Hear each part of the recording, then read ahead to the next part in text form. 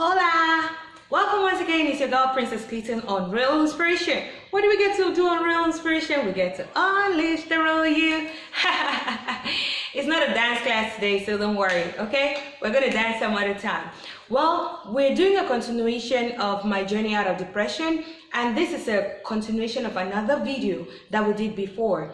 And so I said in that video that you need to unlearn some stuff. And what did you need to unlearn? You need to unlearn the fact that you don't get into a relationship to be complete. You have to be complete before getting into a relationship. Okay, so let me give a little bit of an explanation so that that video will be better understood. So imagine you being in a relationship and you're with someone. This statement that goes, "You can't give what you don't have," just works perfectly here. I'm an incomplete person in a relationship with some other person who is also incomplete, and I'm expecting that person to complete me.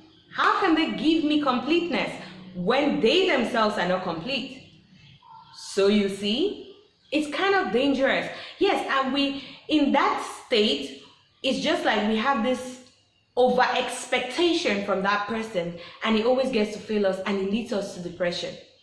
So you have to learn to love yourself enough to be able to love some other person. You need to be able to love yourself to the overflow so that you can be able to love the next person. You need to be happy with yourself as a single person enough and be complete enough to be able to share happiness with another person. You need to be confident of yourself enough to be able to compliment another person,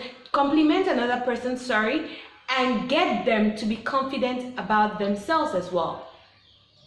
Because most of the times, when you get into this kinds of scenarios where you're expecting the person to be able to complete you, it feels like you start getting dragged down, like you're being pulled down. Each and every one of you is pulling the other down. You can't expect from me what I don't have. We all are searching for completeness. And for me, as a Christian, only God can complete me.